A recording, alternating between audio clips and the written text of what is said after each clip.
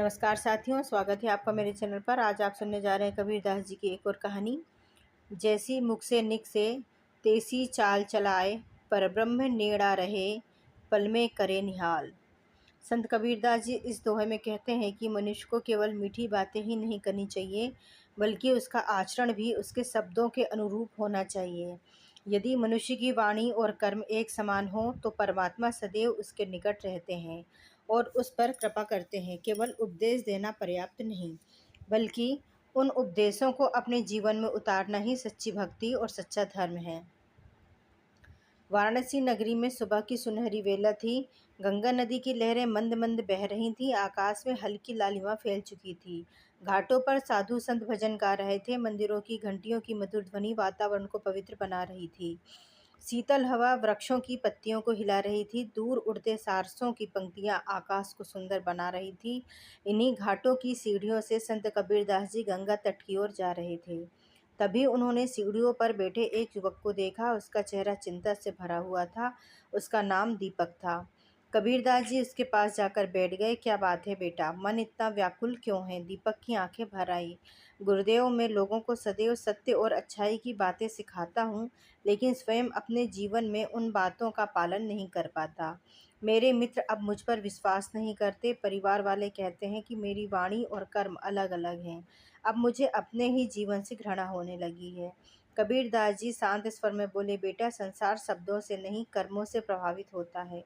आज मैं तुम्हें प्रकृति से जुड़े 4 प्रसंग सुनाता हूँ। उनसे तुम समझ जाओगे कि सच्चाई केवल बोलने से नहीं, जीने से आती है। दीपक ध्यानपूर्वक सुनने लगा। पहली कहानी, बादल और सूखी धरती। एक विशाल मैदान में कई महीनों से वर्षा नहीं हुई थी। धरती सूख चुकी थी। पेड़ पौधे मुरझाने लगे थे। आकाश में प्रतिदिन बड़े बड़े बादल आते। वे गर्व से कहते, हम धरती की प्यास बुझा देंगे। लेकिन वे बिना वर्षा किए ही आगे निकल जाते। धरती उनकी बातों से थक चुकी थी। एक दिन छोटा सा काला बादल वहां आया। वह शांत था। उसने कोई बड़ा वचन नहीं दिया। धीरे धीरे उसने वर्षा शुरू कर दी।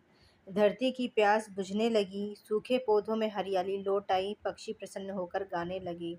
तभी वृद्ध बरगद बोला, जो केवल बोलते हैं वे बादलों की तरह गुजर जाते हैं, लेकिन जो अपने वचनों को कर्म में बदलते हैं वही जीवन देते हैं।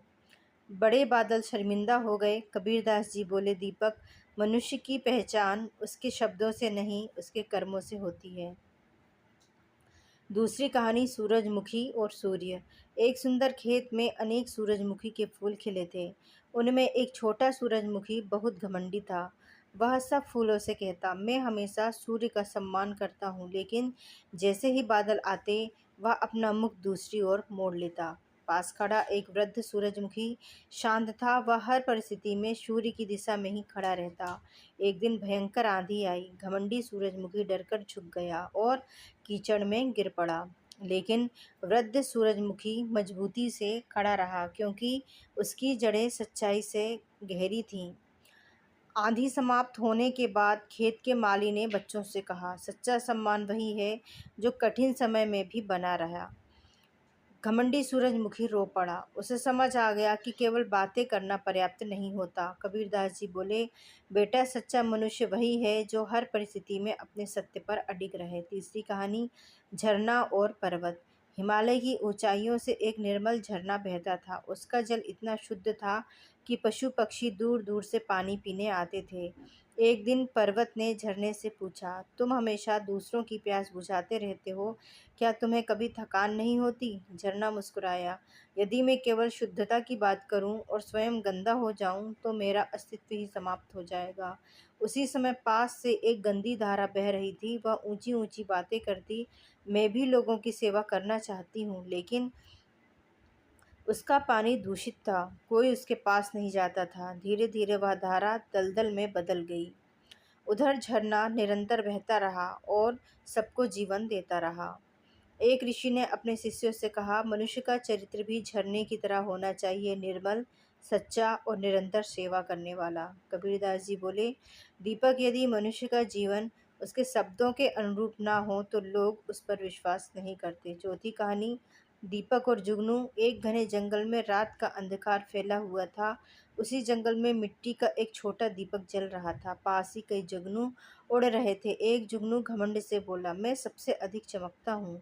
वह बार बार ऊंची बातें करता, लेकिन थोड़ी देर बाद उसकी रोशनी बुझ जाती। उधर छोटा दीपक शांत था। वह लगातार जलकर आसपास के अंधकार को दूर कर रहा था।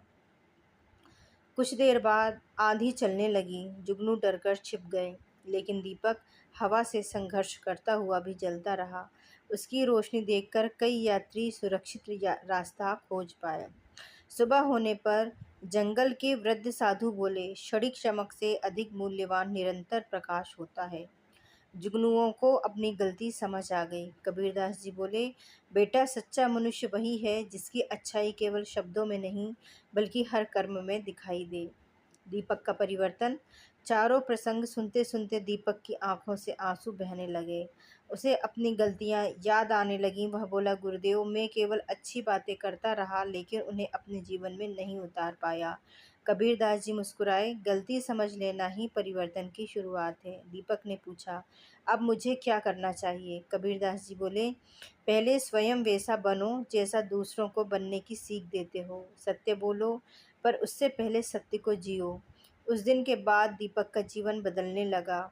अब वह केवल उपदेश नहीं देता था, बल्कि स्वयं मेहनत करता, जरूरतमंदों की सहायता करता और मधुर व्यवहार रखता। धीरे धीरे लोगों का विश्वास फिर से उस पर लौटने लगा। उसके माता पिता भी उसके परिवर्तन से प्रसन्न हुए। कुछ महीनों बाद वही दीपक गांव के लोगों के लिए प्रेरणा बन गया। एक दिन वह फिर गंगा तट पर कबीरदास जी से मिला। उसके चेहरे पर अब संतोष और शांति थी। वह बोला, गुरुदेव, अब समझ आया कि सच्चाई शब्दों से नहीं, कर्मों से सिद्ध होती है। कबीरदास जी मुस्कुराए। गंगा की लहरें बह रही थीं।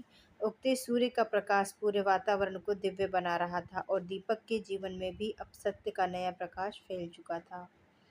शिक्षा। मनुष्य की वाणी और कर्म एक समान होने चाहिए। केवल उपदेश देना पर्याप्त नहीं, उन्हें जीवन में उतारना आवश्यक है। सच्चाई कठिन समय में भी नहीं बदलती। निरंतर अच्छे कर्म ही मनुष्य को महान बनाते हैं। परमात्मा उसी के निकट रहते हैं जिसका जीवन सत्य और सदाचार से भरा हो। जैसी मुख से निकसे, तैसी चाल चलाए। धन्यवाद साथियों। यदि आपको कबीरदास जी की यह कहानी अच्छी लगी तो चैनल को लाइक और सब्सक्राइब जरूर करें। आपका दिन शुभ हो।